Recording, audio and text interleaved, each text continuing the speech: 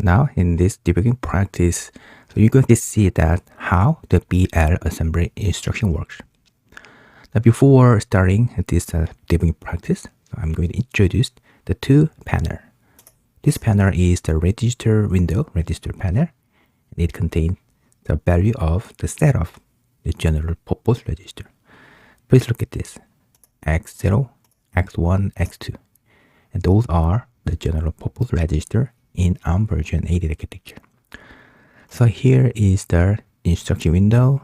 As you can see, the address can be seen along with the assembly instruction.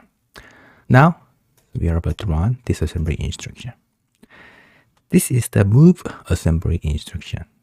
As you can see, the value of the SP. So here is the value of the SP register. This is a stack pointer register. This value will be written to X0 register. So let me run this instruction. Here we go. Please look at this. X1 register is updated to value of step pointer register. So every time you run those kind of arithmetic assembly instruction, the parent counter moves to the next address. But the branch assembly instruction works in a different way. That means the parent counter is updated to the address in the branch assembly instruction.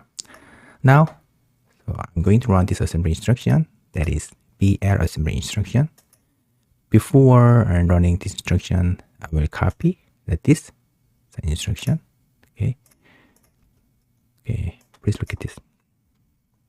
So as you can see, so here is the next address after this BL assembly instruction.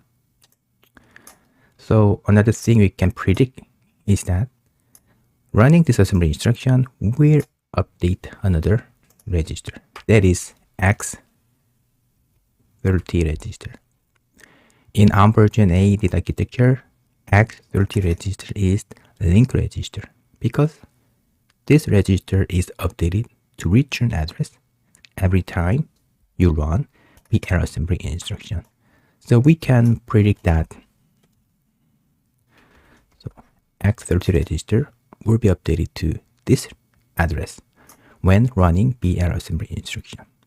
At the same time, another thing we can predict is that the parent counter will move to this address. This address corresponds to this symbol, EL0 sync handler. So here, the ARM core will perform two things at the same time. Now, so let me run this assembly instruction. So I want to say one thing. So please pay attention to the value of X30 register because this will be updated to this address. Okay. So here we go. I run this instruction by clicking step button, and please look at this. X30 register is updated to this address. So this is this value and with 2620. 2620, okay? And then the parent counter is updated to this address. Because BL assembly instruction is organized address to branch. So the parent counter is moved to this address. So that means that the function call is made in the C code. Now let's use another interesting command supported by TRACE32 debugging program. Please take a look at this. R.undo command.